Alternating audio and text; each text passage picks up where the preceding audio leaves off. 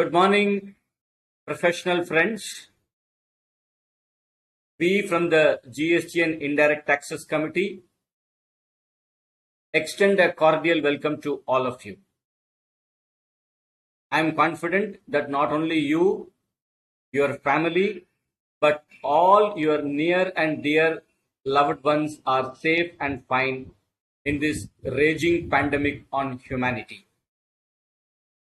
In this particular pandemic, when we are all in lockdown, the GST and Indirect Taxes Committee is endeavored to kindle your knowledge, to add to your wisdom, and to ensure that your expertise on GST is strengthened.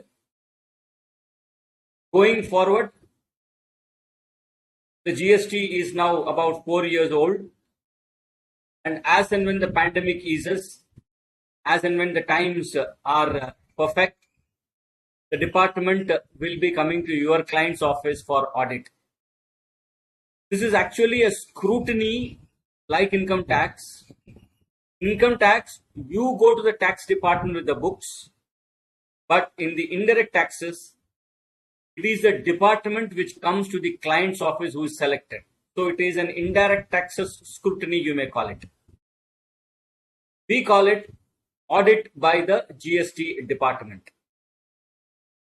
To talk to us on this topic, to guide us on this topic, and to ensure that we deliver the best of these services to the clients, we have here with us a very esteemed faculty, a person who has seen the introduction of GST from the beginning days, a person who is deeply wedded to GST, and a person who is the former chairman of the GST and Indirect Taxes Committee, and currently its sitting vice chairman, the Central Council member who is rendering yeoman services to the profession in general and ICAI in particular, CA Sushil Kumar Ji Goyal. He hails from Kolkata, a person who is known for his expertise in indirect taxes. He has been a guide, he has been a motivator, he has been a person who I can call as erudite, learned faculty of the GST. On this fine morning, I welcome him to this webcast. And members, I would wish to inform you that more than 5,000 registrations the committee has received for this particular webcast, which shows the importance of the topic and the popularity of the speaker. On behalf of the committee, I welcome him again. I also welcome the Secretariat of the committee, headed by CA Smita Mishra, who is rendering yeoman services for this committee in particular, in spite of holding an additional charge as the subject in charge in the Board of Studies. We also have here CA Ajay Ray, our committee secretariat staff, a chartered accountant, and who also is rendering yeoman services after recovering from his COVID impact. We welcome each and every one of you, and without wasting much time, I hand over the proceedings in the safe hands of our erudite and expert faculty, CA Sushil Kumar Ji Goyal. Thank you very much. Over to you, Sushil sir. Thank you, Chairman sir.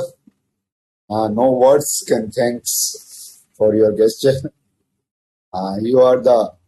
This is the hat-trick year for you as a chairman associated with the GST and Indirect Tax Committee. You doing yeoman services. Everybody recognize the services of GST committee. So many publications we have, and I think the highest selling publications in ICAI is from GST committee only. So many recognitions to our background material. Even it is recognized by the department itself as a best source of knowledge in their training manual. So, and this only book which is recognized by them apart from their own publications. This is the publications which is issued by other than government department, recognized by the government department as good source of knowledge. And friends, all of you are aware this free downloadable version of this background material is available on our portal. Anybody who can visit idtc.ici.org can download this and view it when required. So it is great services, so many publications. There's almost 24 publications we had last year. Similar are in line or revisions are going on of the publications. We will see very soon under the dynamic leadership of our chairman. Friends, now coming to today's topic, that is audit by department. GST audit, department will do. If you are registered with the state government, then the state government officer will come. Or if you are registered with the central government, then the central government officer will do your audit. All of you are aware, and if you are not aware, let me tell all of you that department, the CBIC has issued a manual, audit manual we can call it, and more precisely it is known as GSTAM, or Goods and Services Tax Audit Manual. This audit manual issued by CBIC, we will have to see whether all the state governments adopting the same manual or they will come out with their separate manual. Time will say. So far, we have not seen audit manuals issued by any state governments. But whatever process, whatever system of audit has been designed in this audit manual will be followed by the central government department, that is CGST departments, and we have to abide by that. And the audit manual, which may be designed by the state governments for the SGST officers, will be in the similar line. As we can understand, they are going to do audit of the same type of assets, similar transactions they are going to audit, so their audit manual will be nearby this only. So friends, first of all, let me start the topic, that is audit by GST department. First, let me understand audit under GST. Let me tell you, there are three types of audit in GST. First is the audit by a chartered accountant and cost accountant. That is in question now, but we have represented to the finance ministry and made them understood that this audit is important. That is, audit of reconciliation statement by chartered accountant or cost accountant is an important segment of the GST Act. Whatever they have done in the Finance Act 2021, either it should not be notified or maybe withdrawn as the government decides. Because if it is removed from the statute, department definitely going to earn more interest and penalties, but that should not be intention of the department any point of time that they are look for interest and penalties. It is not good for the businessman because there will be delay in finding the faults, and once there is a delay, there will be interest and penalty burden will come on them. So considering this, after let me move, that is second type of audit, that audit by GST department. Section 65 talks about this. This is the topic for today's discussion. There is another type of audit known as special audit on department directions to be conducted by a chartered accountant or cost accountant under section 66. We are not going to discuss section 35 and section 66. We will confine to section 65 only. So this is only one section which deals with the department audit.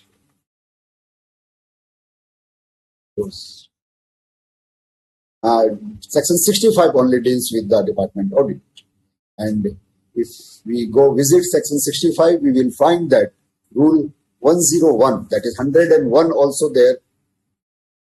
101 also there for the implementation of section 65, that is rule 101. So we will discuss first in detail the section 65 and rule number 101 for today's topic. After that, we will discuss this audit manual which I have talked about, which is the things to be looked after by the GST departmental officers. So first let we understand the meaning of audit. The meaning of audit, first time I have seen defined in under any act. It was not defined in earlier acts. What audit means, as they have defined it in section 213 of the CGST Act. And the definition goes like this: audit means, I have divided this definition into few segments. Let me understand in segment wise. First is, this definition says examination of records, returns and other documents maintained or furnished. So we can understand whatever records we are having, whatever returns we are having, or any other relevant documents maintained or furnished by the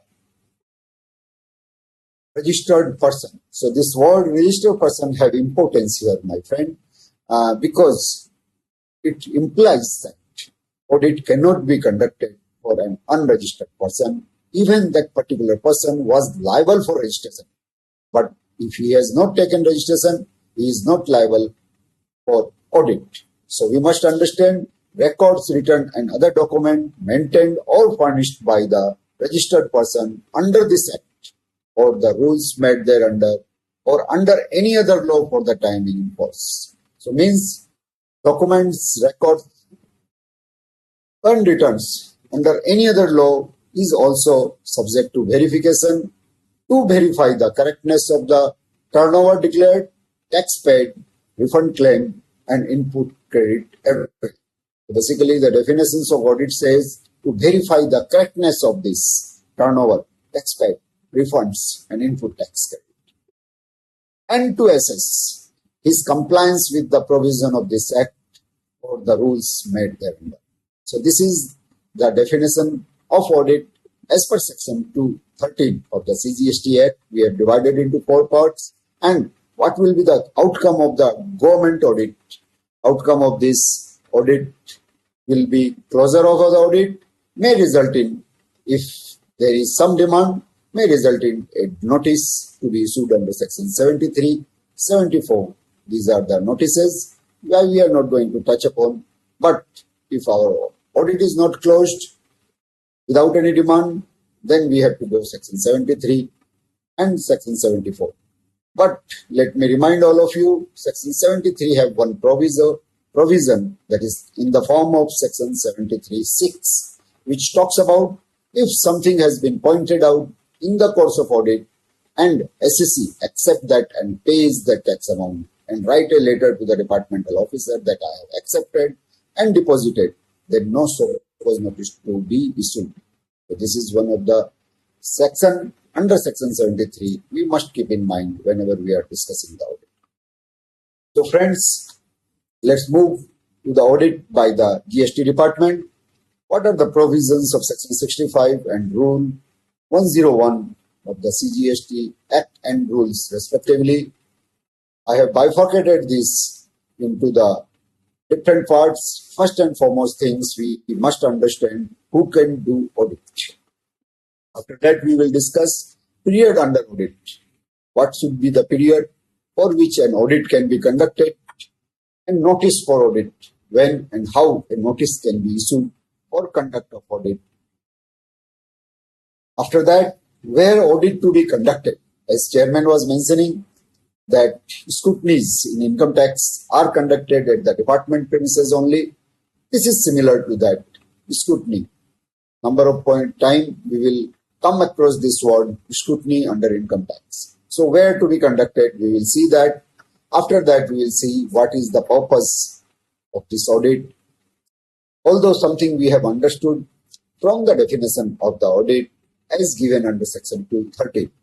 Time allowed means under what time this audit should be concluded and what should be the scope of the audit and what will be the format of the audit report.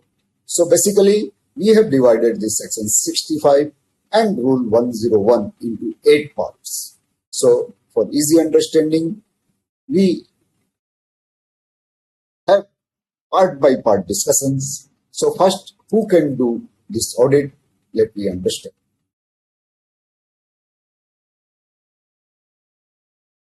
Section 65 says audit can be conducted by the commissioner or any person, or I should say any official authorized by the commissioner by journal or specific order. So what it makes us understand that commissioner himself, which is not expected that commissioner will come and do the audit, definitely he is going to authorize any officer. And this authorization may be in journal. He may give a journal authorization to an officer or a specific order. Both are permitted.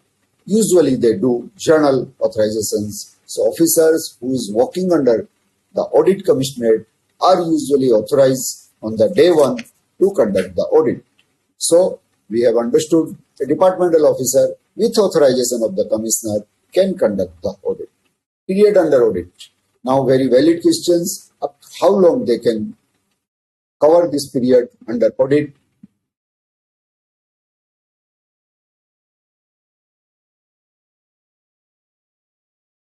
The period under audit is, as mentioned in the section 65, 1.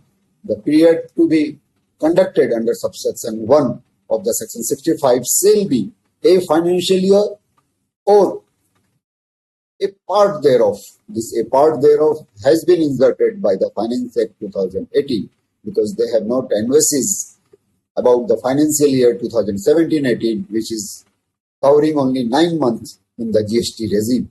So they have inserted a financial year or a part thereof or multiple thereof. So means the audit may be conducted for a financial year, or for the first year it may be 9 months, or multiple thereof. So number of years may be covered under the audit. So now question must be coming to your mind, how long they can go back? How many years can be covered under audit? Under section 65. Friends, if you have noticed the conclusion, the last part of the audit definitions, which we have discussed, that is, if some demands arises out of this audit, it will be covered under section 73 or section 74. And section 73 and section 74 both have their time period.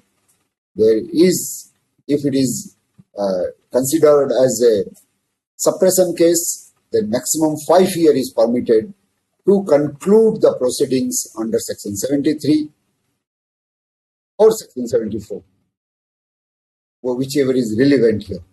So before 6 months of that, they must issue a show cause notice. So this is the all proceedings they have to adapt. So means 4.5 years we can consider maximum they can go back for the purpose of doing audit. But from where to this 4.5 years to be calculated? That is to be calculated from due date of filing of annual return. So that we must keep in mind. So from due date of filing of annual return, they can go up to 5 years for completing the proceeding under section 73. And now coming to the notice. Now coming to the notice for audit. Notice for audit, how it can be issued. The section only talks about the notice to be issued, but Rules 101 talks about notice to be issued giving 15 days time. Not less than 15 working days prior to conduct of audit, the proper officer shall issue a notice in form GST ADT 01.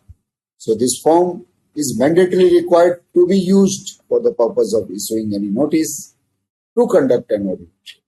But friends, one more thing I want to tell all of you.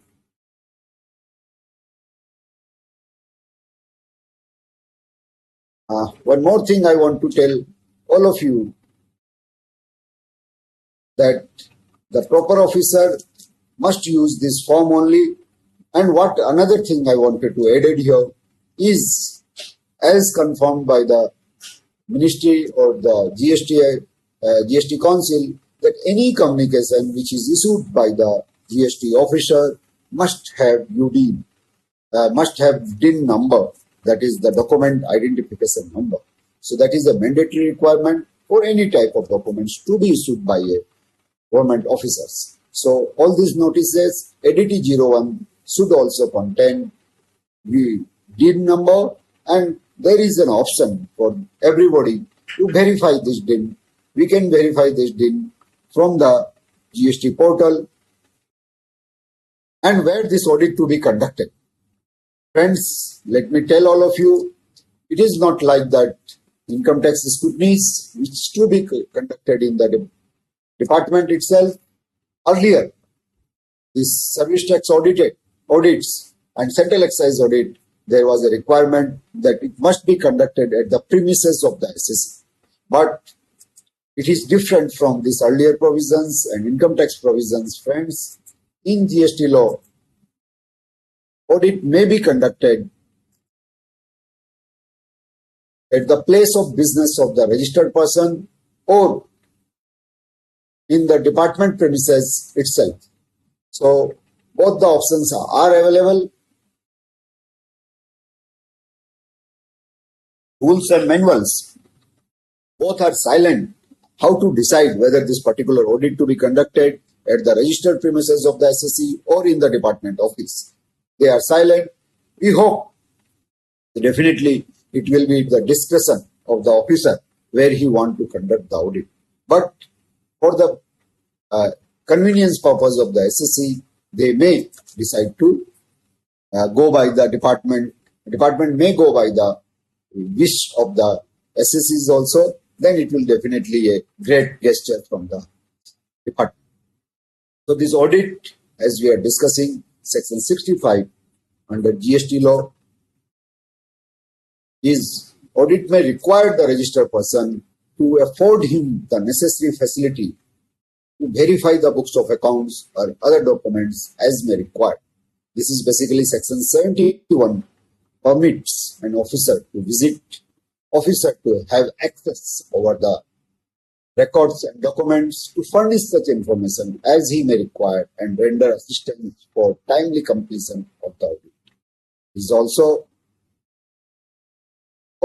the requirement of section 65, but section 71, if you visit, you will find it is specifically may have a mention that audit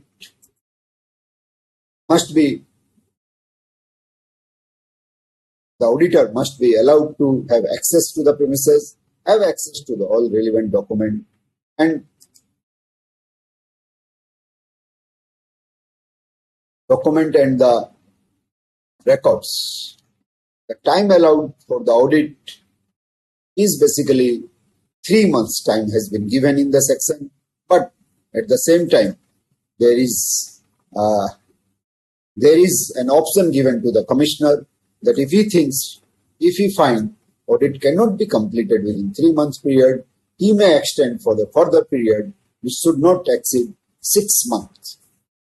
So basically, first when I was reading this, I got an understanding that total 6 months time is allowed, but when I read it twice or thrice, then I found that may extend the period for a further period not exceeding 6 months.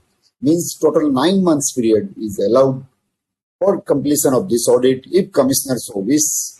Otherwise, there is a 3-month time period given for completion of the audit under section 65. Friends, the scope of this audit covering wide things, I can say almost everything under the sun, if it is related to GST or it may lead to GST, is covered here. That is, verify the document on the basis of which the books of accounts are maintained, and the return and statement furnished under the provision of the Act to verify the correctness of the turnover, exemptions and deductions claimed by the SSC, the rate of tax applied in respect of the supply of goods or services, or both, the input tax credit availed and utilized by the particular SSC, refund claim, and the other relevant issues and records, the observations in his audit notes. So this is the scope of audit. basically it covering everything, whatever is coming to your mind is covered under this provision of law. So basically I can say this officer have access to everything, whatever is relevant for the purpose of GST. So after discussing this, let me move to the last point, that is the audit report. For this section is also silent about the format of the audit report, but Rule 101 prescribes that on conclusion of the audit, the proper officer shall inform the findings of audit to the registered person in accordance with the law in Form GST ADT 02. So under this format, he has to issue and findings, and if audit resulted in detection of tax paid, sort paid, or erroneously refunded, or input tax credit wrongly availed and utilized. If these things is happening, then as we have discussed, the course of actions available for the officer to initiate an action under Section 373 or Section 74. We are not going to discuss Section 73, 74. We will have separate session on this. As I know, it is already planned and announcement about this will come soon. So this is all demand and recoveries. But if an audit end up for something to be collected from an SSE, it will be collected by adopting the proceedings under Section 73 or Section 74, as the case may be. So this is all about the Section 65 and Section Rule 101. Now we are moving to this audit manual, which we discussed in the beginning. In the year 2019, this audit manual has been announced by the department, that is CBIC, for the purpose of doing GST audits. So, as per this manual, how the selections of the audit will be done, because everybody is interested to know how scrutiny files are selected in income tax law. Similarly, people are interested in knowing how selections of registered persons are done for the purpose of the audit. And very unique thing you will not hear for the purpose of selections of the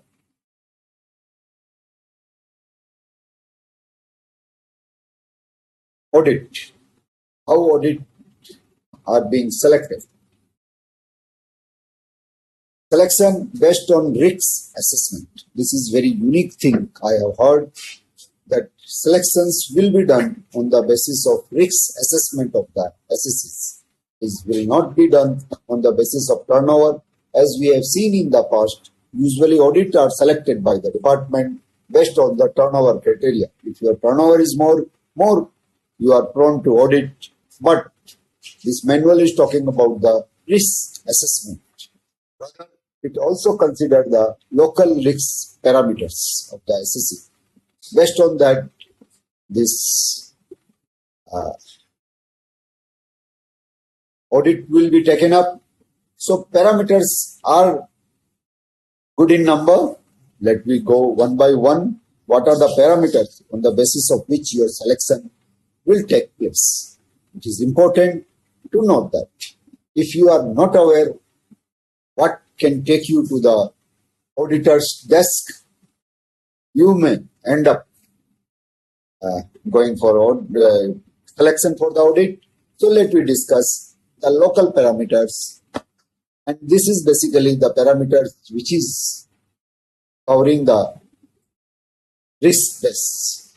So I will tell you the numbers. The first, the taxpayer did not provide or delay in providing document sought by the audit team. So if you are delaying in the submission of document, it is also one of the ground for selection of your audit. taxpayer has not previously audited because he has never gone through the audit. The taxpayer is newly registered. So if somebody is taking new registration now, he is also a reason for selection of audit. Length of the time since last audit, the tax audit, the taxpayer did not have substantial assessment during the previous audits. So if nothing has been found against you in the earlier audit, this may also be a reason for selections. The size of taxpayer turnover oblique net profit. This is one of the reasons, but it is not the only reason now. The size of taxpayer loss, if any, if you are regularly incurring loss, it may also be a reason for your audit. The size of taxpayer refund, if you are claiming large amount of refunds, our department may wish to see your records, verify your records. Friends, whatever reasons you are seeing here is not drafted by me, it is taken as it is from the audit manual. I just want to go through it so you can understand what are the area you must take care. The size of change in the taxpayer turnover, net profit from the previous year. My idea is that if there is a drastically fall in the turnover, they should select. But if somebody is growing, that should not be a reason for selection of the audit. The size of the impact detected mistakes had on the taxpayer turnover and the net profit. Moving to the next slide, the few more items are coming. The ratio of expense over turnover means your net profit ratios. The ratio of turnover oblique total assets means you are not having assets in your books of accounts much. The ratio of loan and total assets. The size of income from high risk activity. Basically, they consider real estate income as a high risk activity. Friends, I have not given this example. This example is taken from the audit manual itself. So, no offense to real estate assessors. The size of exemptions, if any, the percentage of net profit in comparison to activity average, the percentage of total profit compared to the activity average. Activity average here means the industry's average. So basically this activity average is only, they want to say the industry's average. The taxpayer requested waiver or is bankrupt. The taxpayer files inconsistently. Whenever you are filing returns inconsistently, this is also one of the reasons. The taxpayer is currently involved in legal disputes. So you are liable for GST audit. Not a good reason. If somebody is having legal dispute with the department, if they are selecting this assessee for the purpose of audit, I personally understand this is not a good reason for conducting audit, but this is one of the reasons.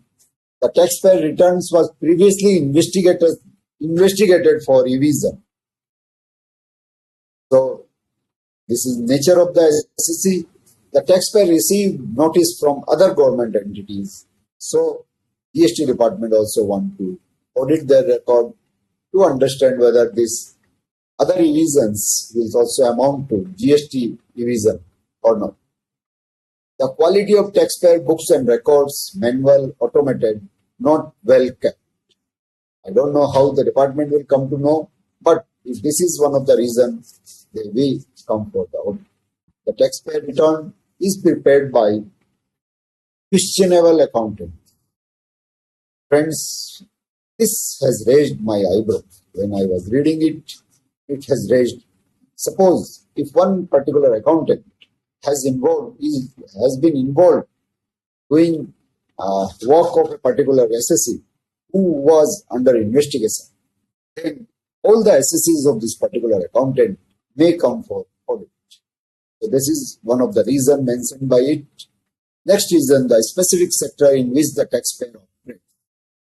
high-risk activities including restaurant, hotels, apartment rentals, professionals, car rentals, spare parts for vehicles, chemicals, telecom, retailers. So this the sector specific SSCs they may select for the audit. The form of legal entity, corporation or partnership may be a reason for selections. They may decide to do audit for all the corporate SSCs. The multitude of the taxpayer legal relationship with other entities. If you are having good number of entities you are involved, this may be one of the reasons for selection of audit. The taxpayer has multiple branches.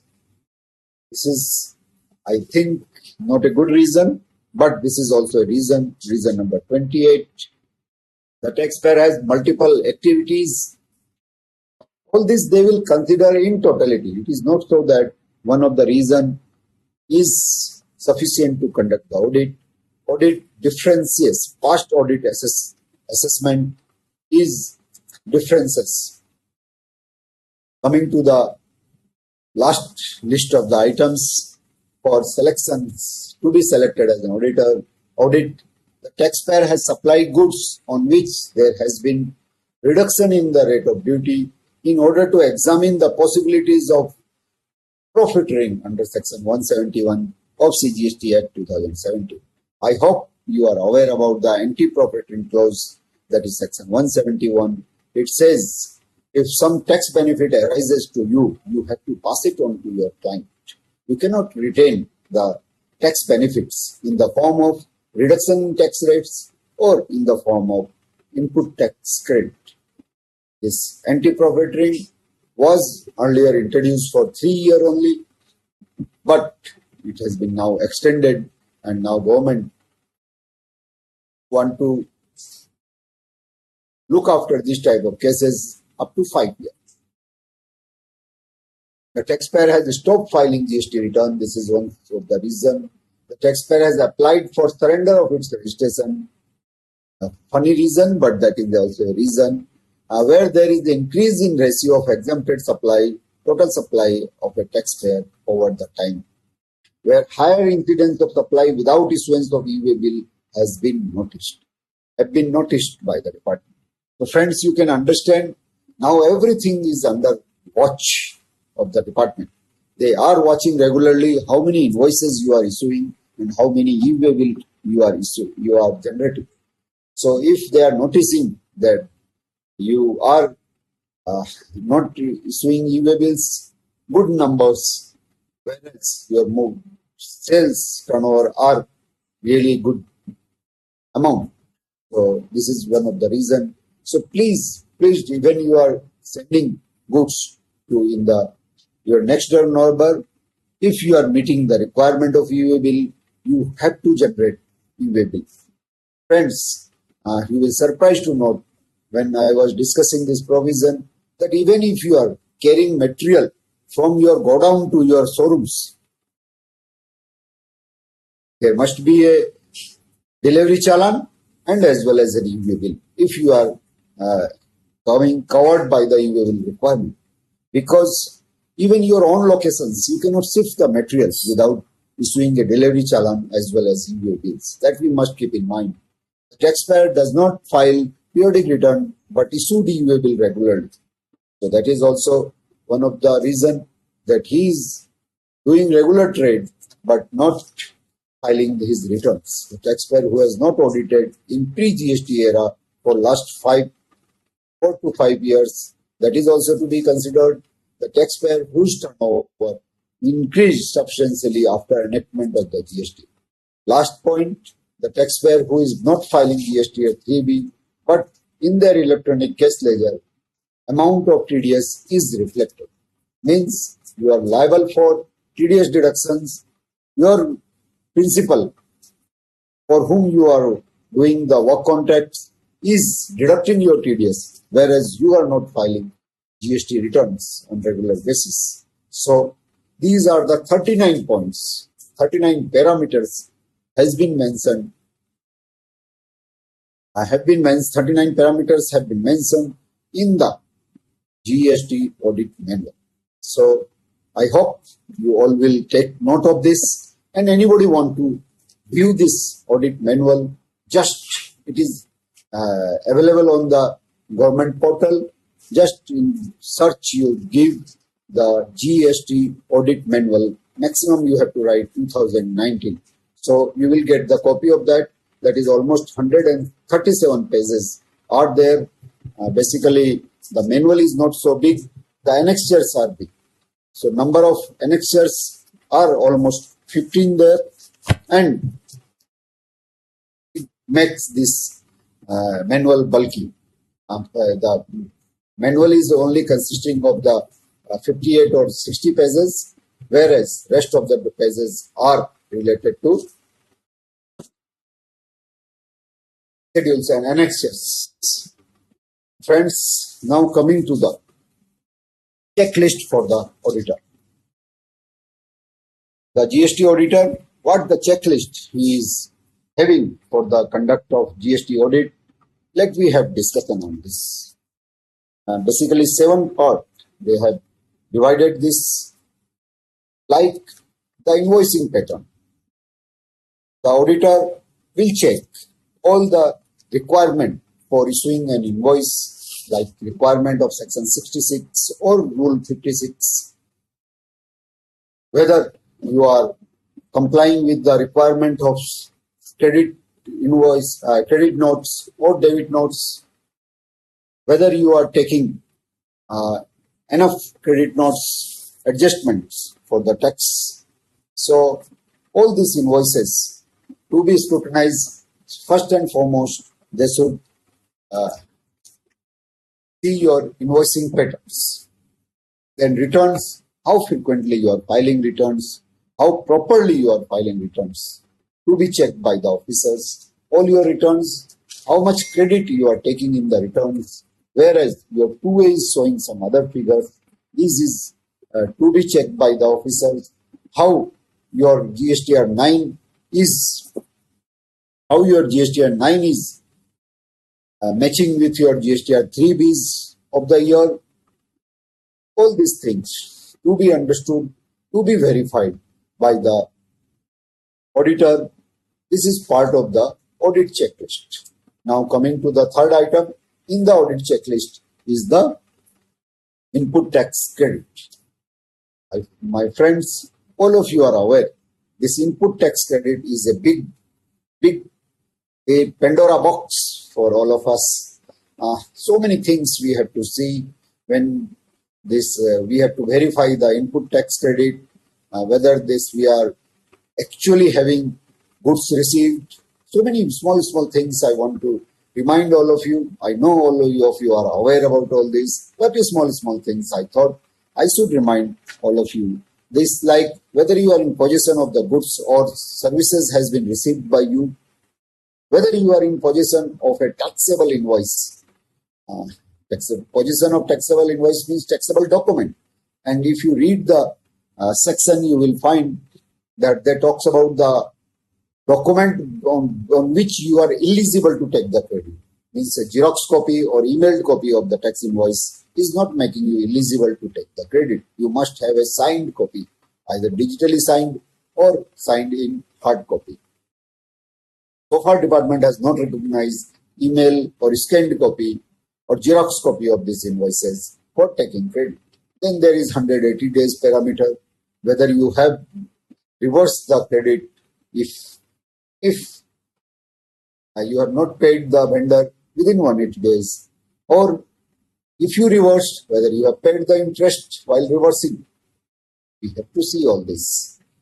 Whether you have taken credit for the block items, that is section 17.5 items. If you are also having exempted supplies, then you have complied with the requirement of Rule 42. Rule 42 talks about common credit for input and input services. Rule 43 that talks about the input of capital goods. How to reverse this? Whether you have complied all these provisions. So a good number of things on input credit. New things which is in the market is the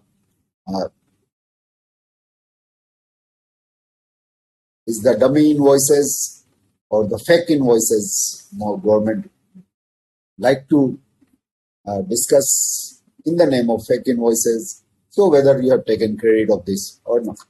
Next segment is the valuation. Valuation is always a question to be decided whether you have done the valuation properly. Like small things I thought I should touch upon. Valuation, when you go for valuation, whether you have to see that all the items, all the extras you have collected, like packing charge, delivery charge, couriers, interest, delay payments, whatever extras you have collected, whether you have paid taxes on that or not. Even transportation charges, whether you have paid the taxes. Friends, you must be aware that we have to pay tax on these extras on the same HSN for which we are charged these extras. So valuation is a big always in questions, and whether this is a composite supply or a mixed supply, and definitely want to verify that whether this for the valuation purposes is discount to be adjusted or not to be adjusted, because for adjustment of tax on advance discounts we have to see whether this is allowed to be adjusted, because only two type of discounts are allowed to be adjusted. All we must recalling by the time, one is the discount given at the time of the issue of invoice itself, and second type of discount which is agreed prior to the supply and given with a written understanding. It is not the verbal understanding will help you. So you have agreed with your vendor that you will give discount on happening of certain events, that is post-sale discount. Valuation, good number of things. Interest, if you collected delay payment of interest, whether you have added that in value or not, you have to see that. So valuation is another point. Place of supply, whether you have paid correct taxes, CGST, SGST or IGST, will be decided based on the place of supply determined by you. Whether you have considered that supply as zero-rated supply or a taxable supply will depend upon the place of supply of that particular transaction.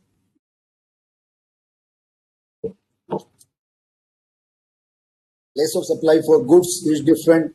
Place of supply of services is different.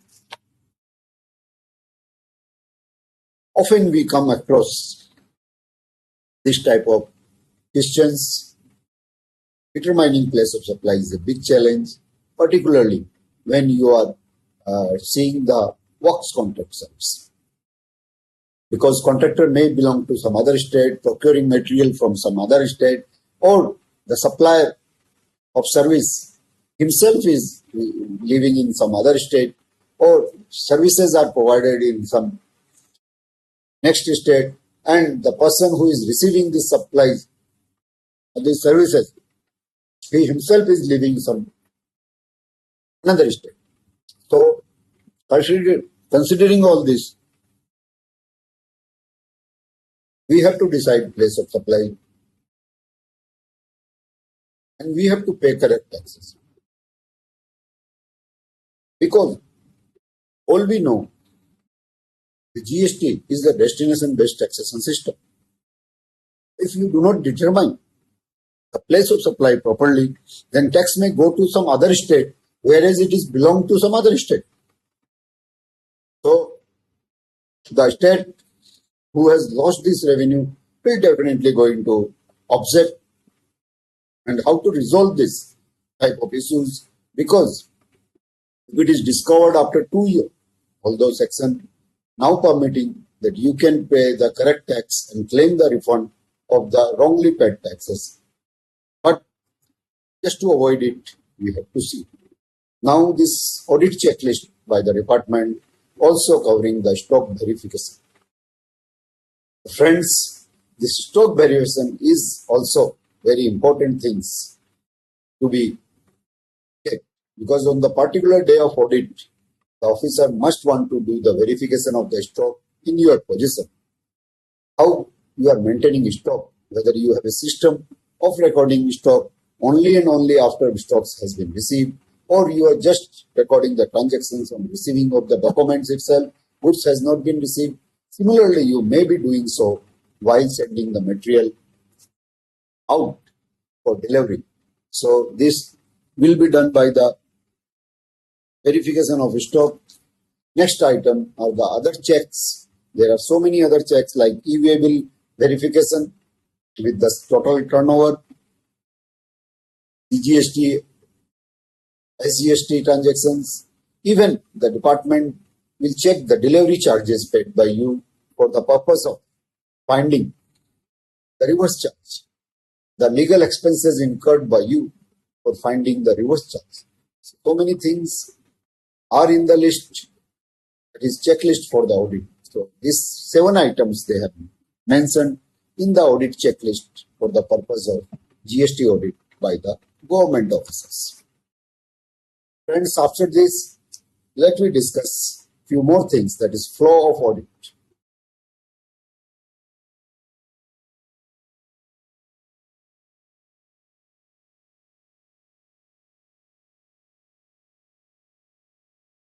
The flow, how the audit flow will be there. First and foremost thing, the review taxpayer data, that is GSTM1. Friends, if you have ever received a GST audit notice or notice for audit under earlier law, they usually supply, and this GST audit manual also have this taxpayer data. So they supply this taxpayer data format along with the notice, and they ask all SEC to submit the data of the taxpayer, that is known as that is provided to this audit manual as the Annex 1 GSTM1. You will find this.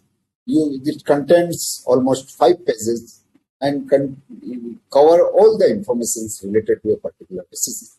Whatever required for this particular SEC is almost covered. So flow of audit, first the auditors will review the taxpayer data. What are the informations available in this taxpayer data are most important to frame his mind regarding the audit. Then comes the tax review. Tax review is basically review of the documents, whatever submitted by the SEC or whatever available with the department for this particular SEC, or maybe third-party data. We are coming to that, the reconciliation of data with third party. It has been seen, it has been noticed that you have issued so many sales invoice for X, party X. Whether this party X is showing this much purchases from you or not. That is also to be reconciled. Similarly, when you are showing purchases from Mr. Y, whether Mr. Y is showing so much sales to you or not. Whether the valuation is matching as per your record. All this to be reconciled before start of the audit. Revenue risk analysis that to be completed before the auditor should start audit or go visit the particular SSC's premises or call SSC's for the purpose of the audit. So revenue risk analysis to be done. Before that, then comes the next point, the trend analysis. Friends, I'm surprised to note this. Trend analysis is also to be considered before doing the audit. Audit verification, that is verification of activities and documents, gathering of informations, evaluation of internal control. Friends, this audit manual given 2 types of methods by which the evaluation of internal control can be done and should be done during the audit verification. That is, the first is the walkthrough. I hope all of you are aware what is the walkthrough system of evaluation. It is basically moving with the transactions. They say under this system, start with a particular transactions from its inception to the closing.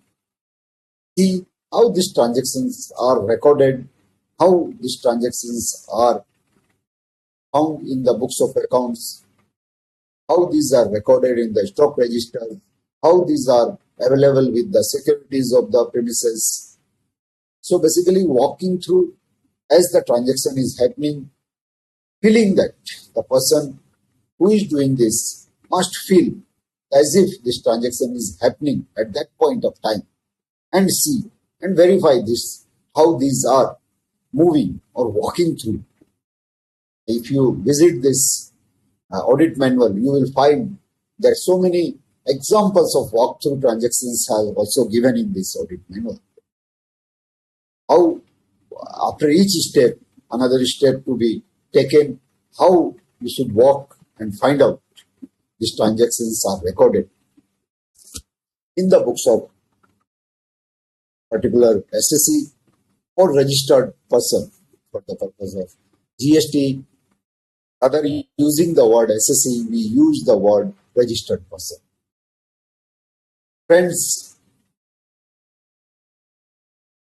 by going through the each steps of the transactions, walking through the transactions, you will able to analyze the situation of the internal control in the organizations, how much internal controls exist in the organizations. This will give you an understanding that what is the situation, what is the standard of the records of the particular SSE. Similarly, another system, that is ABC analysis, that is on the value-based analysis, dividing the transactions into three segments: most important, less important, and the least important. Basically, ABC analysis for each item to be done there, and on the basis of these items, the internal control can be evaluated. This is the audit verification to be done by the auditor. Now coming to the books of accounts. How these books of accounts are relevant for the purpose of audit. These books of accounts, all good number of items are mentioned. I believe almost 9 documents they have mentioned. First is the director report.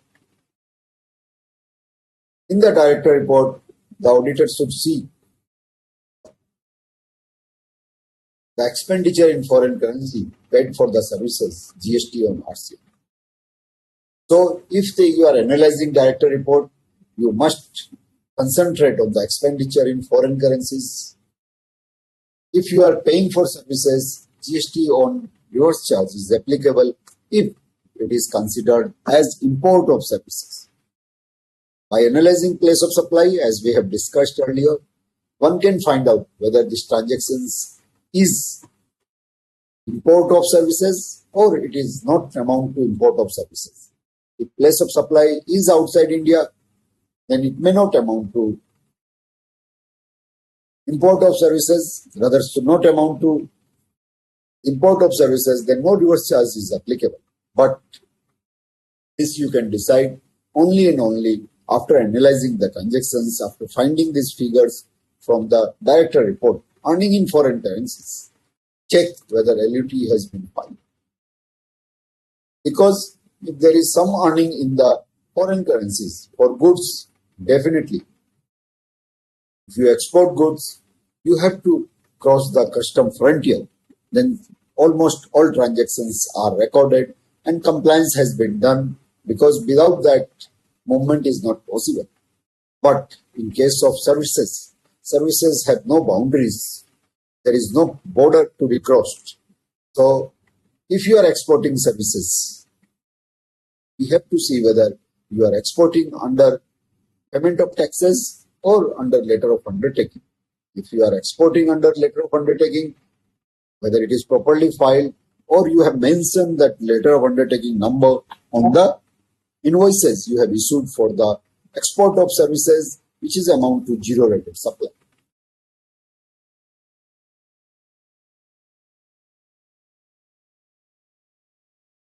GST on remuneration to director other than salary, RCM is applicable. So these informations can be gathered from director reports. GST on sitting fees, RCM is applicable.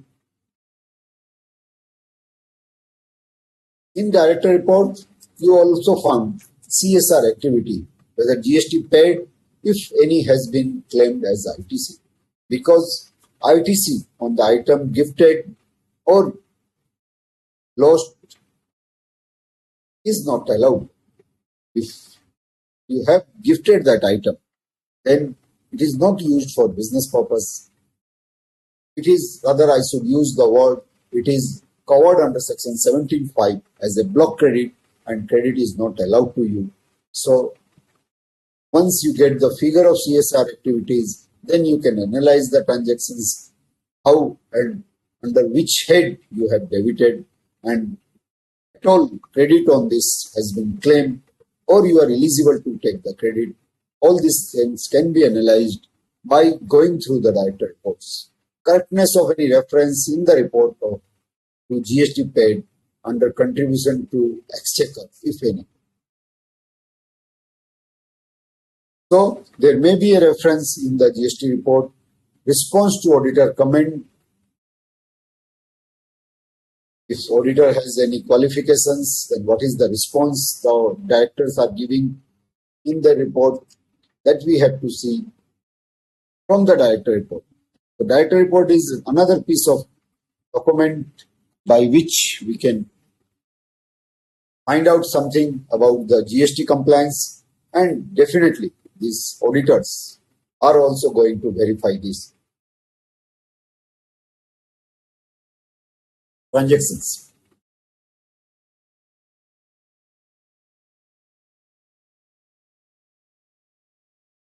Any extraordinary event like fire, loss of material will give you idea to the auditor to analyze new things, new product, marketing techniques. All these will give an understanding to the auditor. Next is the auditor report. From the auditor report, also number of things can be understood. This clause 3(8) talks about whether the company is regular in depositing undisputed statutory dues, including goods and services tax. So, if not, basically the requirement as per CARO, the auditor must comment. If it is not regular in payment, then extent of the errors of outstanding statutory dues as on the last day of the financial year concerned for a period more than 6 months from the date they become payable shall be indicated. So these informations must be covered by the auditor in their auditor report.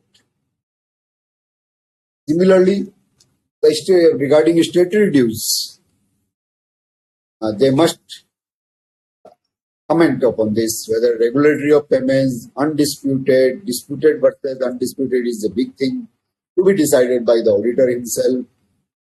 And auditor must have a positive evidence regarding an action on which part the company to show that it is not acceptable the demand for payment of tax or duties. Suppose if the company has, or any organization, we are talking about the CARO report, then it is about the companies. If company has any positive evidence showing that this amount is under dispute. So if this amount is under dispute, they must have gone for an appeal or litigations. Some positive document must be available with them. Only saying that we do not accept this demand, it is a disputed demand, will not make the demand in dispute. It is demand in dispute only if some sort of litigation is on, or you have disputed the demand. Dues would include tax, penalty and interest also.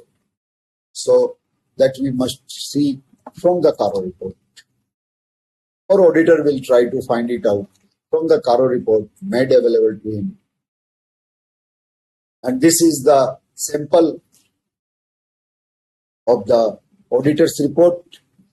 Auditor must write in these lines that he is satisfied undisputed utility dues, including GST, has been regularly deposited, partially satisfied.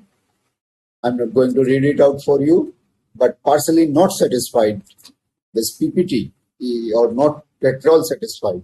So if this four type of notes can be given by the auditor. Friends, this PPT is uploaded on the portal. Anybody who wish to download it, they can download it for the purpose of their reference. So I'm skipping few of the points, not making it not so important, but it is just to save the time. In the Caro report, this statement is also required to be submitted. That is a statement of errors of statutory dues outstanding for more than 6 months. I hope all you have seen that. And similar things is also be seen by the auditor who is coming for audit of your organization. And he will definitely try to find something, some clue, some linkage, some connections with these transactions. The auditor should obtain a written representation with reference to the.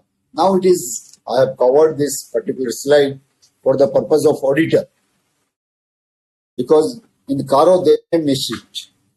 But if the auditor found, the GST auditor find it out, and they may question the Caro auditor himself, the company auditor himself, why you have not properly reported these transactions. So it is advisable for the company auditor to obtain a written representation from the management in case of any disputes arises in future with the GST auditor. They may have something in their possession to present the case. Because if there is a contradiction noticed by the GST auditor or any contradiction in the reporting by the Caro auditor, will definitely be questions in future. Friends, the time has gone when we have submitted our reports and nobody has questioned. But now time is coming when we will be subject to cross-examination and cross-verifications. Friends, I just calculated, I'm just giving you a practical example. I just calculated how much expense, bogus expenses booked by a particular employee last month for one of my client, because this employees was used to book some bogus expenses doing fraud with the organizations. And they wanted us to calculate this figure, and we have reported to this company this particular figure. Now I am asked by the police station to visit the police station and explain the things which I have reported. So the time has gone when this paper were just considered as the evidence. Now time is for cross-examination is also there. They are asking on what basis you have prepared this report, on what basis, what are the evidences you have gathered, how you have applied your intelligence for drawing such conclusion.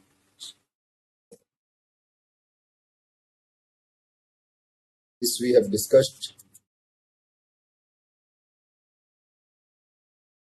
In Caro, a SOCOS notice or similar notice generally contain the requirement of queries of the assessing officers. Normally, issue of SOCOS notice by the concerned department should not be considered to be a demand payable by the company, even if SOCOS notice, demand notice has come together. Disputed dues, cancelled demand is not the dues. So, if there is a SOCOS notice, it can be considered as disputed dues only and only if you have fighting it out, you have submitted your reply contradicting the demand, disputing the demand itself. But if demand is cancelled, then it is not considered as dues. But if stay has been granted, we know, or if you are going for any appeal, you have to pay certain percentage, and once the certain percentage has been deposited, balance demand get stayed.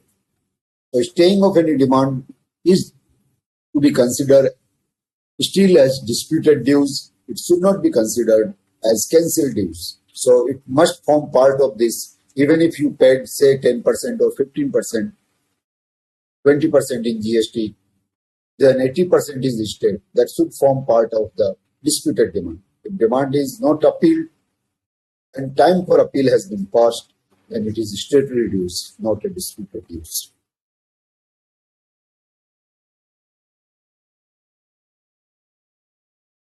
So now you can see how many informations even from the Caro report can be gathered. So this is the format under which the Caro report must have. Then in Caro report we have also have related party transactions. From there also so many things can also be understood. Now books of accounts, profit and loss account itself says number of things. I will not go in detail, but still so many things. Supply of goods like taxable or exempt, you have to understand. Exports, separate disclosure required. Other income, are they supplies as per GST law? Reimbursement, are they supplies? We have to understand this. This is, I am now talking in the terms of the auditor, the company auditor or the income tax auditor must see these transactions, because these transactions will be analyzed by the GST auditor when they will visit, and definitely they will kiss checks. Non-taxable items, we must see that insurance claim is a non-taxable item. Profit on sale of assets is non-taxable item, but sale of fixed assets is definitely liable for GST. That we must see. The financial debit note and credit. This financial debit note, credit note, I think all of you must understand. The financial debit note and credit notes are those documents where GST implications will not be there. And this audit manual, GST audit manual, says this type of debit notes and credit notes should not be scrutinized properly. They may be ignored because they are not having any GST implications. So, but we must understand whether these are really financial credit note or debit note, or we have taken some tax adjustment, invoice dated previous period, received later. How we have recorded these transactions, whether we have booked the expenses or not. The invoice related to previous period, received current year. We must have booked the expenses, but credit on that is not available to us in the previous year. Please mind it. Even the entry is coming in two ways. It's not allowed to be taken as a credit if we are receiving the invoices in the next year. Goods received in the next tax period, credit is definitely allowed in the next tax period only. Even everything is done in the last tax period. Accounting of purchase after quality check. So many organizations have a system that they will account the purchase only after quality check has been done. Till then, they will not recognize that as a purchase, but GST law allows us the credit. If goods has been received by us in our premises and a valid purchase, which is later on has been accepted by us, then we can take credit based on the receiving of the quantity, not on the quality check. Provisional entries must be seen. So many persons making provision for the audit fees. I see number of mistakes in the audit provision of even audit fees. Few persons are making provision of audit fees along with the GST. Please don't do that. Whenever you are recording your financial transactions, you are making provision for the expenses, but you are not going to take the credit of this GST. You are not going to take credit of the GST. Then you may book these transactions that in future you are going to pay this. But if you are going to take credit of the GST, then you have to record the transaction separately. And even if you are recording the transaction along with GST, then similar counter entries must be there in relation to GST, for which credit will be available to you once the invoice will be raised by the auditor. And friends, in some of the cases, the invoices are raised in the month of September or October. So be careful while recording these transactions. Be serious, because if you do any mistake, you will lose the credit. So don't do in casual manner this type of transactions, because the auditor is going to verify this profit and loss account in detail. Accounting of ITC, we have discussed so many things. Debit to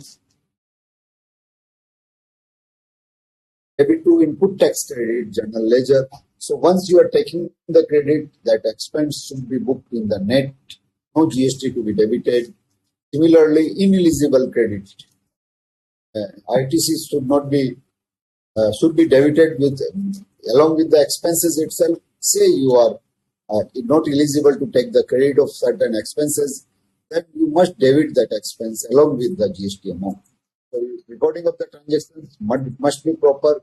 When other income head from the profit and loss account, if ratio is higher than the previous period, it may be on account of the following: that undervalue of finished goods or non-inclusion of other income like recovery of advertisement expenses, packaging and forwarding expenses in the value, non-payment of duty on scraps, rejects and job works, GST liability on other income may also be examined. If somebody analyzes the other income of any organization, definitely you will find so many things there. Expense can be divided into following categories: expense on which ITC is available, expense on which ITC is not availed, expense on which GST paid on the reverse charge, expense on which no GST charged by the supplier as below threshold, expenses with nil rate of GST, expense on which GST is not leviable, and expense charged to tax under old law. So many things we have to see before finalizing books of accounts. Inward supply liable for RCM like GTA and all we have discussed, salary, perquisites, ineligible ITC expenses like insurance, servicing, motor vehicles. I'm not going to in detail about the ITC. We have separate session for ITC. Staff welfare, food and beverages, outdoor catering. These are not allowed. Food and beverages not allowed even for paid for staffs, unless until it is requirement of law that you have to supply food. Beauty treatment service, health services, membership of club, health fitness services, all these are blocked.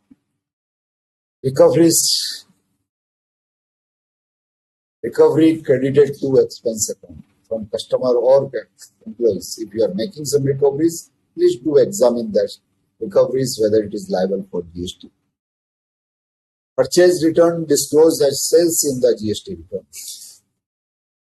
There was a circular also from the government that purchase returns can be recorded as a sales. But please record those transactions properly, because you might be recording that transaction as a sales purchase return, but in financial books of accounts, you should not record it as a sales. So there should be a reconciliation between the profit and loss account figure and the GST return figure. Prepaid expenses, proper implications of GST is required, provision for expenses GST is required, free sample, promotional item, goods written off. Credit of GST when place of supply other state is not allowed. Suppose if you are locally procuring hotel services, one of the example, you stayed in a hotel which is outside your state, they will charge local GST. Then credit of that is not permitted to you. ITC claimed as refund is expensed out. You have also debited to the profit and loss account as expense, and at the same time you are claiming ITC as refund. Unjust enrichment must be seen. I'm not going to discuss these case laws. This was kept for the purpose of your reference. This unjust enrichment, whether you have, basically let me tell you one or two lines on this. Once you have debited this expense to your profit and loss account, it will not amount to unjust enrichment. These are the judgments, because it is seen in the department has denied the refund only on the ground that since you have debited these expenses, means it is amount to unjust enrichment. It is not the case. After analyzing profit and loss account, we may go to the balance sheet. In balance sheet, I will now quickly run through. Advances from customer for services are liable for GST, whereas for goods is no more liable for GST. So we must bifurcate advances received for services and advances received for goods.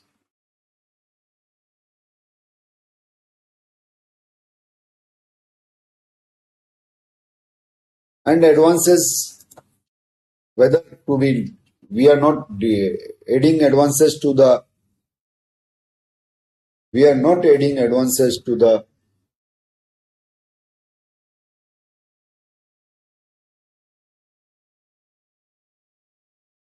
our turnover, but advances are recorded as loans and advances deposits. So we must see advances are liable for GST, whereas deposits are not liable for GST. So if you are considering something as a deposit, please do record those transactions properly in the balance sheet, because balance sheet will also be verified by the departmental officer. Disclosure of transactions with related parties must properly done. Current and non-current investments, ITC chapter of CGST rules, explanation for the purpose of this chapter.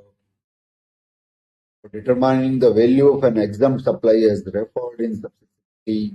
Why I am reading this? Friends, even you are selling land and building, it is not a taxable supply.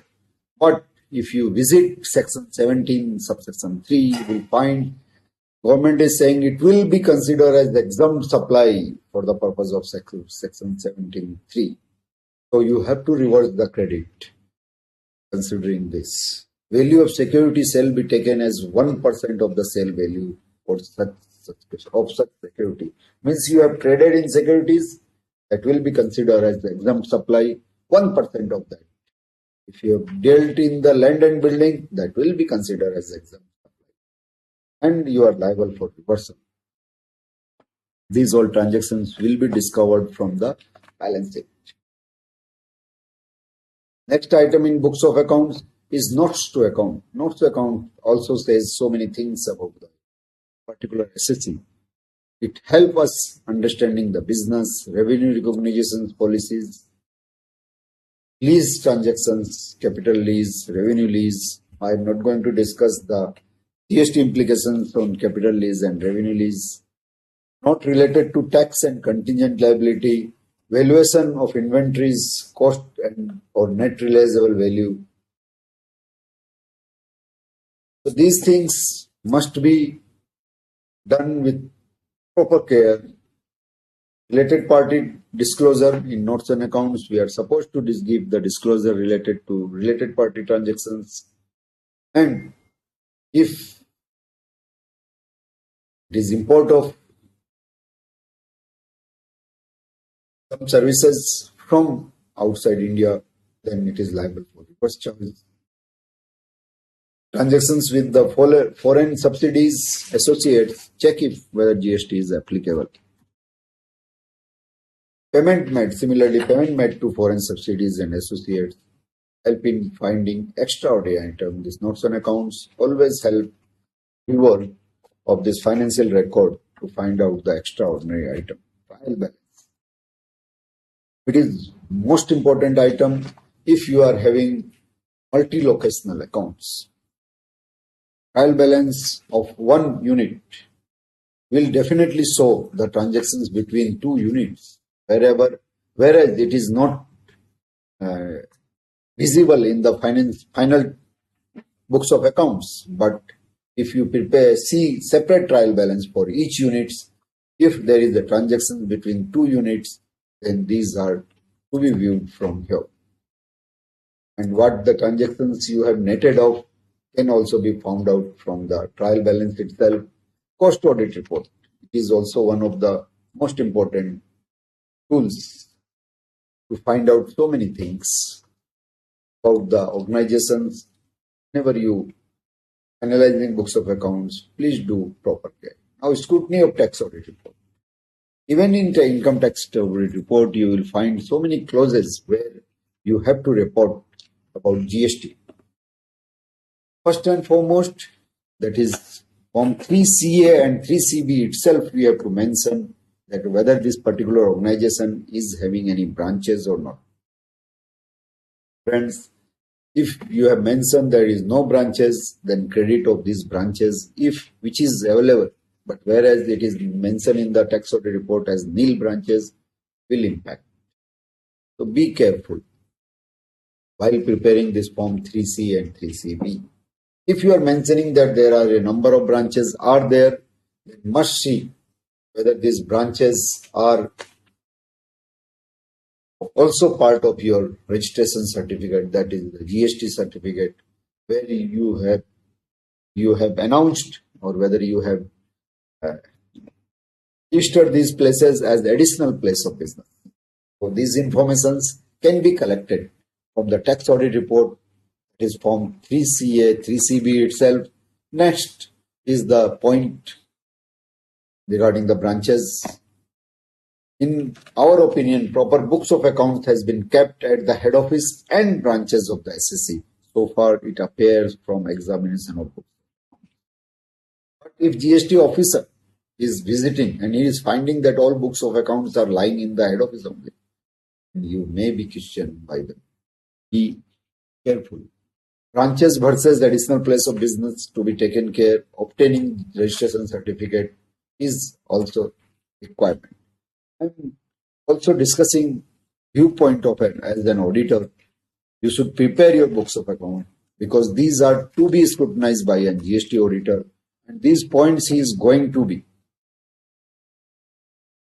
In GSTR 3CD, coming to the income tax form, that is GST the 3CD only. Serial number 4, we have to say here whether the SSC is liable to pay indirect tax like excise, service tax, sales tax. We are basically working as a assessing officer, or we have to say that whether he is liable to pay tax or liable to pay tax.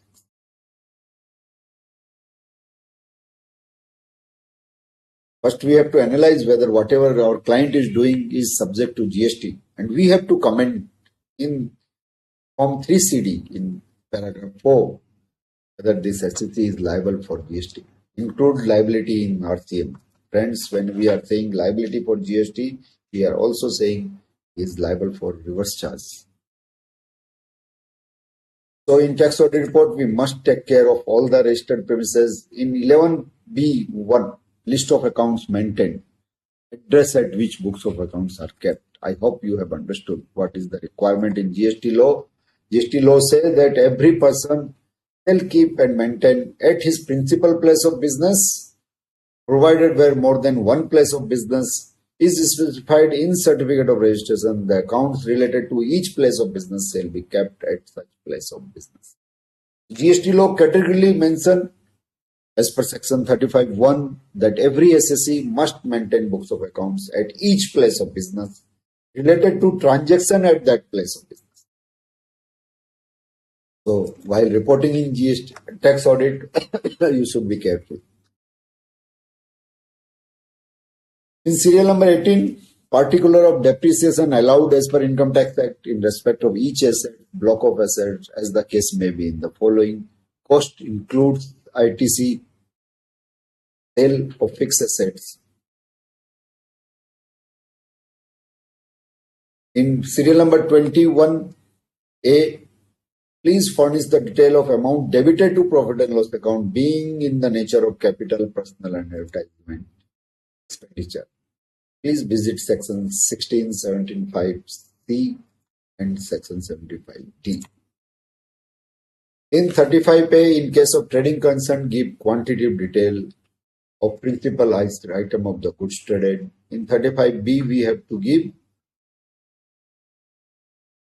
in case of manufacturing concern, give quantitative details. So please do not say that the nature of the transaction is such that unable to maintain books of accounts. Detail regarding turnover, gross profit for the previous year and the preceding year. All these ratios are there. So friends, these are the informations. This is serial number 41 of the Form 3CD, please furnish the detail of demand raised, refund issued. Please be careful. How many demands raised must be mentioned in your tax audit report. How many refunds issued during the previous year under any tax law other than Income Tax Act and the Wealth Tax, along with the detailed relevant proceeding, demand or refund under any other act is to be mentioned. So this is the table under which you have to give detail. The last item, all this I am discussing, the GST audit manual talks about all these documents which to be verified by the GST auditor in the course of audit. And he will definitely going to see these clauses which are important to him to understand whether this particular SSE is properly paying GST or not, or properly recorded or not. Scrutiny of tax audit, this TDS certificates even mentioned in this audit manual. They say the certificates must be analyzed by the GST auditor to find out the nature of transactions, that is the value which is recorded by this particular SSEs, because so many persons recording net of and net transactions, because reimbursement they are not recording as business transactions, where as the TDS has been deducted by our principal on these transactions. So these type of situations are there.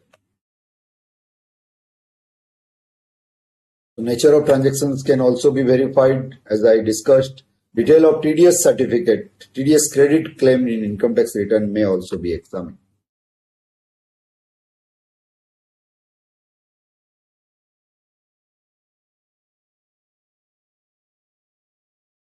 So these are all the documents I have discussed. Now moving to the verification of records and registers. So far we have discussed additional documents, their profit and loss account, balance sheet, tax audit report, CARO report, notes on accounts, director report. After discussing that, verification of records and registers to be done by the GST auditor.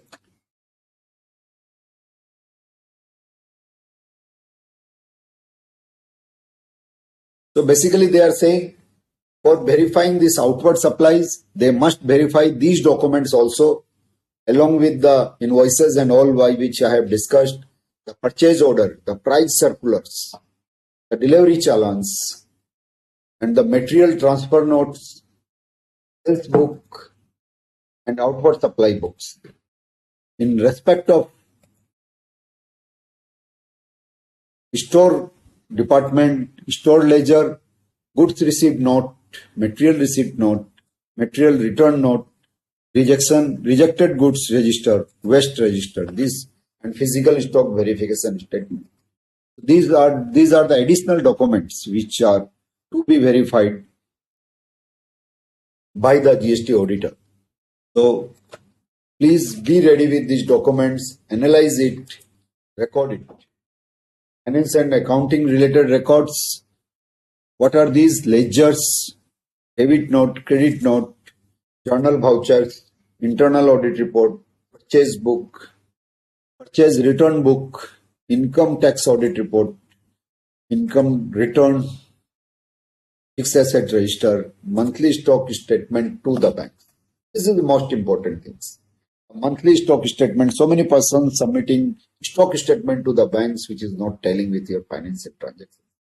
Please do not venture into this, because based on this so many demands has been issued in the past. If you have shown turnover higher than your actual transactions in this paper submitted to the banks, you may liable to face the notices.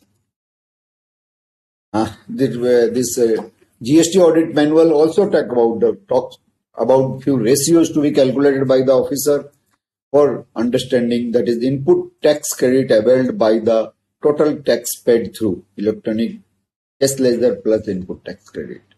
So this to be analyzed, what is the percentage of the input tax credit. Total inward supply cost by the total outward supply value. This should be analyzed, this ratio. Next is the input credit availed on capital goods purchased during the year. by the addition to the capital goods. This ratio to be analyzed. Other income versus sales. That is to be seen whether this part organization having more other income than the actual sales. Outward supply of scrap by the total outward supply made. These ratios are part of the audit manual. I am not having any ratios which is of my own, but these are part of the audit manual. Value of exempt outward supplies by the value of total outward supplies made.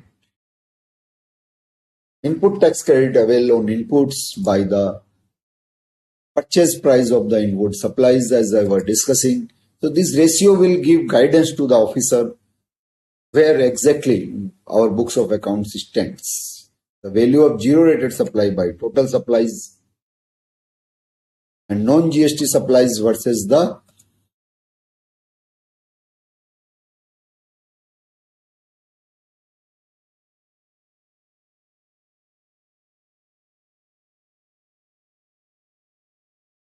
non-GST supply versus total supplies.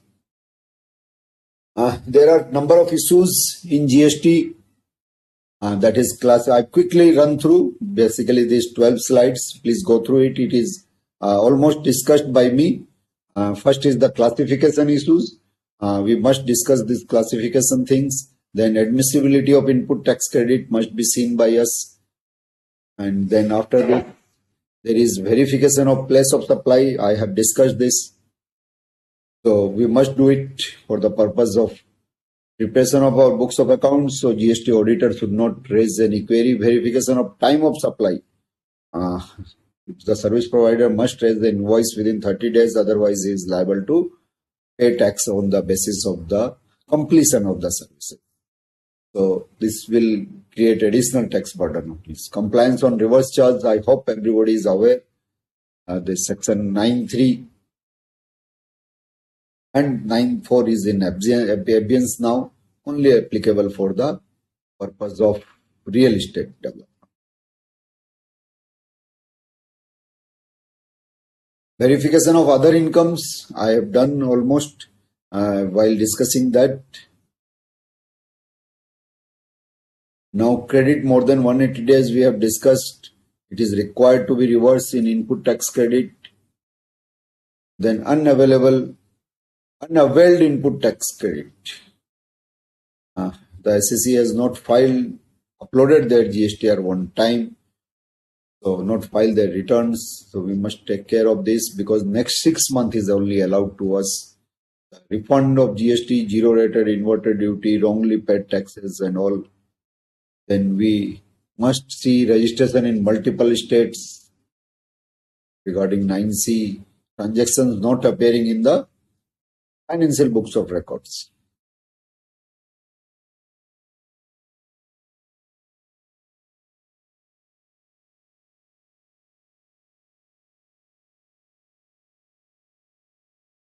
I'm just quickly running through so we can have few question answers. 15 more minutes left. Transaction not appearing in the financial account. Several transactions which may not appear in the books of records, which we have discussed while discussing this trial balance, stock transfer, free samples, services received from outside India from related parties, other supplies made without consideration. Last in this line is the e-way bill raised or delivery challan. Detail regard this has been extracted very carefully. This e-way bill portal permits us to see how many e-way bill has been raised against us. It may so happen that somebody has wrongly generated e-way bill against our GSTN. And delivery challans is the important document. In case of services, the goods can be transported on the basis of delivery challans. So friends, now time for question answers. So thank you very much for being here. Thank you, Sushil sir. In Yes, fact, there are numerous questions, but I think people got confused with the session. I think so. Many of them are asking question whether I can claim ITC, whether this is GST tax is applicable. how do you deal with discount? There are about 100 and if you see, I can see 110 questions. In fact, many of them have asked, where is the PPT available? The PPT is already uploaded. So in the link from which you had joined this particular program, the PPT is, the link is available there. You can go and click the link and download the PPT. PPT is already available. In case you don't get it, please send a mail to us and we will send the PPT. But then please make an effort. There is a link. Please download the PPT from that link. From the link where you just now logged in, the PPT is available there. Please download it. Sir, you are having the questions with you, sir?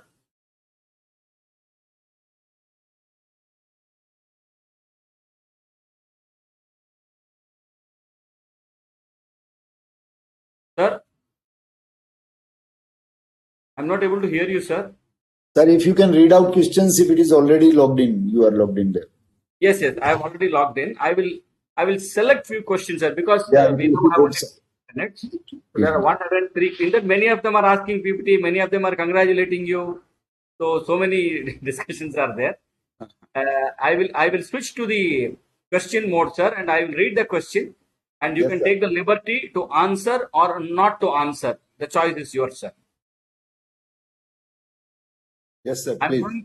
I'm going from the first, sir, because let us give opportunity to the person who asked the question first.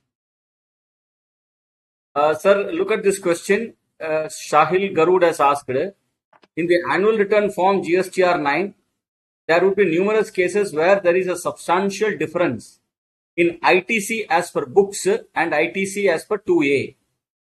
What possibly can GST department do for this?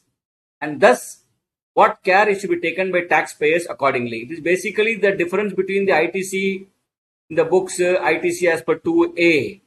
So this is the question of Mr. Sahil Garud, sir. Please. Definitely, department will not allow you credit. If it is not appearing in 2A, you are not eligible to take the credit.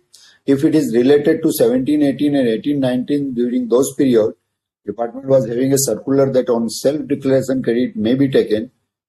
If it is related to the financial year 2020-21, then no credit is allowed if it is not appearing in your 2A.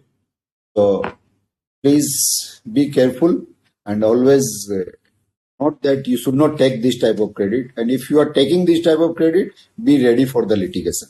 Department is going to raise demand. Thank you, sir. One more question, sir. This is from Bahubali Dhirajlal Shah. For 2017-18, GST audit is not done, which means they have not conducted the audit. It should have been conducted, not conducted. During GST audit for the same, that is for 2017-18, which was conducted in March 21, liability is determined towards RCM, interest liability, under section 37 towards interest for delay in submission of tax invoices of March 18, disclosed in August 18 GSTR 1. Are we required to incorporate such audit findings in 9C, which we will be finalizing in this month? Then how and where to make such disclosures? Or only make reference to GST audit findings as observations in 9C? Only the taxes paid by you, you can say it is related to earlier year, not required to mention everything about that. Only the taxes which is paid in the current year, you say these are the figure related to earlier year. That much reference is enough for you. Not required why tax has not been paid, why it is delayed, nothing is required to be mentioned there. Thank you, sir. And then the next question that person is asking is with respect to the limit, sir. That is, what is the, I think I lost it, yeah, it's here. What is the limit and other criteria for government audit? Anjan Kumar Ganguly is asking, what is the limit and other criteria? Yeah, Anjanji, I feel you have joined late. I have discussed 39 points. This criteria for selecting the audit and the risk-based scrutiny, the risk-based selection will be done. That is there. So there is no limit has been prescribed. And other criteria, you can visit the audit manual that is available on the site of the government, and you will find all these 39 points are part of the PPT also. Yes, sir. Thank you, sir. In fact, Ganguly ji joined early because it is his second question. So, Might be he raised question it would have prior been to the. clarified by you. It would have been clarified by you, sir. Yes, sir. Sir, I'm just selecting few questions, sir, which I found interesting. Department is asking separate trial balance of all branches, even if we have SAP consolidated accounts. Branches are having warehouse and office only to sell stock transfer received from factory. How to fulfill with act of law? Is this compulsory? Department is asking trial balances of branches, sir. Ruby basically asking this question. Department is asking, this is mandatory requirement that you must have trial, not only trial balance. Please read the section 35 once again.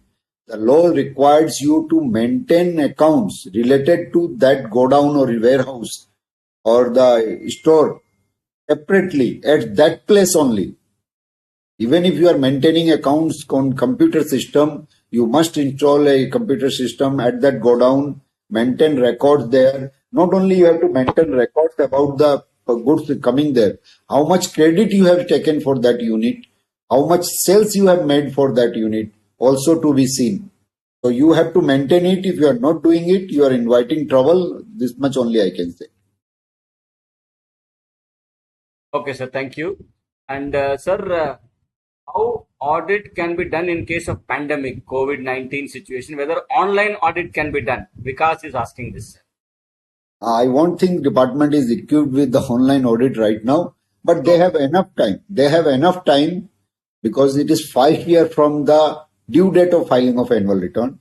So they have enough time. They will visit your premises as and when this situation normalizes. So nothing to worry.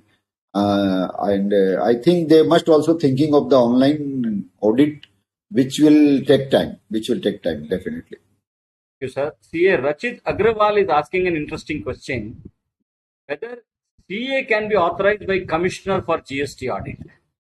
Under Section 65, no. Under Section Yes. 66, special audit, Special CA can be authorized. But that is limited purpose. Not entire books of accounts can be audited. Limited input tax credit and all can be verified by the auditor. Yes, Yes, sir. Yes, sir. In fact, one more question. One question is, can the audit officer verify the physical stock of the business premises? Subhash G. Singhvi is asking this question. Yes, during the audit they can definitely verify the stocks or during the audit. That is part of the audit manual and part of my presentation was also. Yes, sir. Thank you, sir. Prasann Kumar is asking this. During the course of GST audit, whether the proper officer has the power to call for information prior to the introduction of GST, that is service tax and central excise, though the dealer is not registered under both the acts. For this purpose, he has to issue separate notice. This GST auditor, the person who has issued you a notice for GST audit, cannot ask for the information other than this. But the same officer can definitely, if you are unregistered during that period, then separate officer is authorized to ask for this information, or GST auditor cannot ask. Yes, sir. Lavnish Sachdevaji is asking this question. Whether ISD, Input Service Distributor registered persons, are subjected to audit. They have not excluded this type of person. There are any other person, even the TDS deductor and TDS collectors are also included for this purpose of audit. So they are not excluded input service distributor. So they will definitely be subject to audit. Thank you, sir. Thank you, sir. But I doubt whether they will conduct audit for this only. Generally, they don't conduct. Generally, input service distributors, they don't conduct unless until they have a specific information that some mistakes are there. Otherwise, they don't do it. Yes. I have not come across. Gangeshwar Dhar Dubey is asking, audit team is demanding copies of GSTR 3B, GSTR 1, etc., which is already available with the department. What should be done in such cases? If you don't want to give and you want to keep fight with them, then you say that it is available, you download. Basically, it is only burden they want to sit on you to print it and give it them. They don't want to take this burden of their own downloading and printing. So this much only help they are asking. Nothing will change. Nothing will affect you. Only you are helping them for a better relations. I feel you can do it. Thank you, sir. Thank you, sir. Narendra Pai is asking this question, whether the officer can verify the books and records of current period, which is outside his period of audit at the time of the audit at the registered person's premises. No, sir. As per GST audit provision, he cannot. He should either cover this current year, unless a year is completed, he cannot go for it. But then he has to issue notice that he will do audit for the part of the year also. Yes, sir. But Yes, sir. in the audit, for the letter ADT 1 he is issuing, he must mention for which year he want to conduct the audit. Yes, sir. Yes, sir. So no audit of the current year if it is not mentioned. One interesting question Ajay Jain is asking. Of course, some of them also ask the same question. Is ITC on CSR expenses allowed? An ITC question, but I think we can take this, sir. ITC questions on CSR is, if you go by section 17.5, not allowed. Government not clarified any circular, nothing has been given. It is saying goods given as gift is not allowed as a credit. So basically in CSR, we are giving gift. Thank you, sir. Rakesh Gargji has a clarification from us here. Here we are discussing GST audit by the department. Why we are discussing Cairo audit points here? And I'll answer him, sir. It is broad basing of the knowledge share. So the faculty felt that is also required, and hence he is included in his presentation. Nothing wrong in knowing the points here. Thank you, sir. Sir, I can add here, this is all Please. part, whatever I have discussed is not a single word I have discussed other than the GST audit manual. Exactly, sir. Yes. Everything part of the GST audit manual, Yes, it is sir. so comprehensive. I'm requesting my learned friend, please visit the GST audit manual. You will find everything there.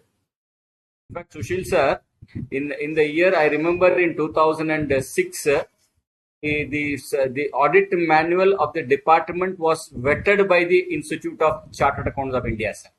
We had done a lot of value additions, deletions, and additions for that particular audit manual in the service tax era.